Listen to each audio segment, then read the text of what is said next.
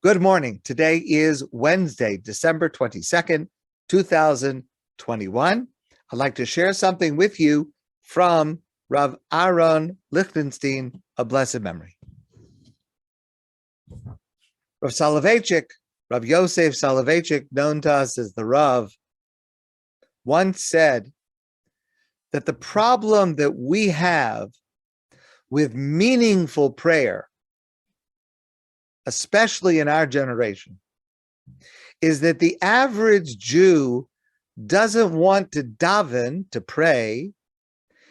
They want to be eisgedavened, meaning they want to have fulfilled the obligation to pray, but not necessarily to actually pray. And that's an insightful comment. And so, given that, the question that every individual must ask themselves is, to what extent do I want to pray for the sake of my soul, for the sake of my relationship with God? And to what extent am I doing so simply out of a sense of obligation or daily routine or habit? Rav Lichtenstein went on to say that if there is one specific area where he senses a certain laxity in relation to prayer, he says he can narrow it down to one word, and that is the word Amein. Now, we all know that the word Amein is the word that we say when someone else makes a bracha. Please excuse me.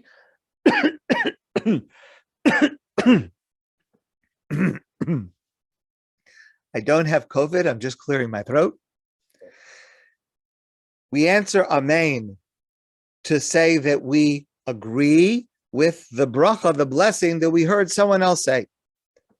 But our rabbis in the Talmud have such statements about the power of answering Amein to a bracha that it's an incredible, incredible thing. Just to give you one example, Amar Reish Lakish. Reish Lakish says in the Talmud, Masechta Shabbos, Kol ha'oneh Amein b'chol kocho, whoever answers Amein to someone else's bracha, b'chol kocho, which literally means with all his strength, poschin lo shari Gan Eden, God opens for that person the doors to the Garden of Eden. They enter paradise.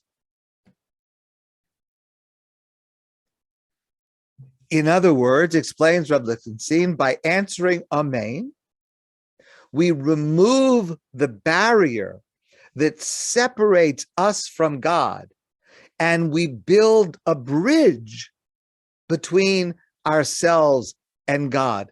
And that's all because of one word, one small word, Amein. What does it mean to say Amein b'chol kocho, with all your strength? It's interesting, there's at least one Hasidic group that I know about, and a couple of times I actually attended davening at this place, and it's a very unusual experience. They believe, this is a very small group of Hasidim, they believe b'chol kocho means at the very top of your lungs, so that if you attend this minyan, literally, they are screaming at the top of their lungs when they say these words. It's a unique experience, which I'm interested to have attended once, and I think that will do it for me with that approach. But Rabbeinu Yonah and the much more normative way of understanding b'chol kocho, with all one's strength, is with full intention. What's the full intention? The Talmud at another place says something very, very important. And it's talking about another context, a different context. It's talking about where one person made an oath, a certain promise, and then someone else hears it and they say, Amein. So Amar Shmuel says, Kol ha'one Amein achar shvua, whoever answers Amein when their fellow says an oath or a statement, Kamotzi shvua b'piv, it's as if I said the exact same words. In other words, a person can accept upon themselves, can express, and I put that in quotation marks, everything that they heard the other say simply by answering the word Amein. It is legally and spiritually equivalent that I said every one of those words. And therefore, explains Rav Lichtenstein, to say Amein b'kol kocho to a blessing or in part of davening, it means that I'm saying it not just like a random word, something meaningless that comes out of my mouth like a cough or a sneeze, but it means rather that I am encapsulating the statement that I heard. It is as if I said the words myself. And that's the reason that it requires full intention, full awareness, full consciousness, full intention. Now, that applies when we answer Amein in any context. For example, at home. Let's say I'm at home, and let's say Friday night somebody is making kiddush, and I answer Amein. Or let's say someone is making the bracha hamotzi lechem min haaretz over bread, and I answer Amein. So full intention means my word Amein is equivalent that I said every single word, and therefore that bracha counts as if I myself said it, even though I only uttered one word Amein. That's how Amein works. That applies in every context. But the Rambam, Maimonides, describes the word Amein when it occurs within the context of saying it in shul, in the synagogue, as part of the prayer service, when we, the congregation, answer Amein to the bracha, the blessing of the chazan, of the person leading the service.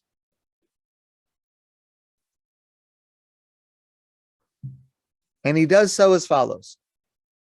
When he describes the way the public prayer takes place, he says, the chazan says the bracha, the blessing, and the congregation answers Amein. In other words, it is not just that when the congregation says Amein to the bracha of the chazan, that they are agreeing with what the chazan said, and it is if they themselves said it, because in shul, as you are familiar, a person in the congregation answers Amein to the blessing of the chazan, even if I myself already said the words. I said the bracha myself. Now the chazan is repeating it. Now the chazan is saying it out loud. And I answer Amein again. Well, what possible need is there for me to agree with what the chazan said? I said it myself in the actual words. What the Rambam is teaching us is that in shul, when we respond Amein to the chazan's bracha, Even if we have said it ourselves, there is something else that is happening. There is a deeper layer to the meaning of that Amein. It achieves something different than just simply agreeing with what the Chazan said and having it be the equivalent as if I myself had said the words. And that is, according to the Rambam, as Rabbi Lichtenstein explains, during prayer in shul, all the congregants are standing next to each other. These days, not so close to each other, but we're standing in the same room. We're davening together. When we are simply praying in shul with a minyan, each person is really an island of their own prayer. I am praying my prayer. You standing next to me, you're praying your prayer. You on the other side of the room, you're praying your prayer. Each of us, we're joined, we're in the same room, but each of us is an island of prayer. But when we answer Amein, it unifies the congregation into a single entity of prayer. It makes it, saying Amein within the context of a minyan, within a shul, it transforms the experience of prayer because it creates a single entity that is praying that word together. And in doing so, it magnifies its power. So I wanted to try to find a way to convey this to you in a graphic and dramatic manner. And I think I found a way to do this. I want to share with you a video. This comes from a news report. You may have heard about it. It was several years ago. Now, hold on one second. Let me just set the scene. It's very short. I'm going to start to play it, and then I'm going to stop it, and then play the rest. I'll explain why. Heart-stopping moment and a lot of teamwork averting tragedy at this train station. A man falling into a narrow space between the train and the platform. His leg gets caught. Okay, now, now you're going to see what happens, but you need to watch this next part very carefully because it's not obvious the first time you see it exactly the detail that I want to bring out. Watch it one more time from the beginning. Let's get this on. Okay. Heart-stopping moment and a lot of teamwork averting tragedy at this train station. A man falling into a narrow space between the train and the platform. His leg gets caught. Watch carefully. He can't get out. A passenger then alerts a platform attendant who stops the train from leaving. And that's when everyone jumps into action, teaming up and swarming together to push the carriage away from the platform. Men, women, and children giving it all they've got there. And mission finally accomplished. All happened during the morning rush hour at the Stirling Station in Perth, Australia. Now, I hope you're able to pick up the detail that I wanted to share because the man is stuck. He's in big trouble. At first, everyone gets out of the car and they start pushing to try to move the car to create more space so the man can get his leg out. But if you notice, with everyone pushing, no one, even all together, is strong enough to tilt the train.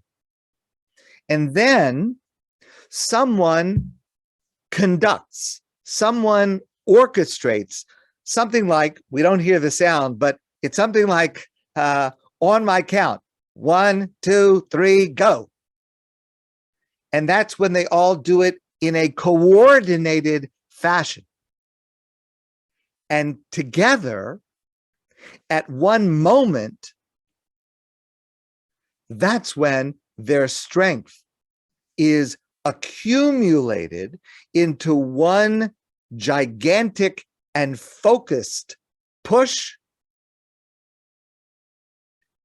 And that gesture frees this man. That is what answering Amein in shul does. It transforms the efforts of many individuals pushing at the same time, which is strong, but it's not strong enough. But answering Amein transforms the prayers of many individuals into a single entity of prayer, which is coordinated, which is orchestrated, which is focused, and which has tremendously greater force. That is Amein. And that's what it achieves in synagogue during a minyan, when it is said, B'chol kocho, with all our strength. My friends, I want to wish you a great day, and I look forward to seeing all of you soon in person.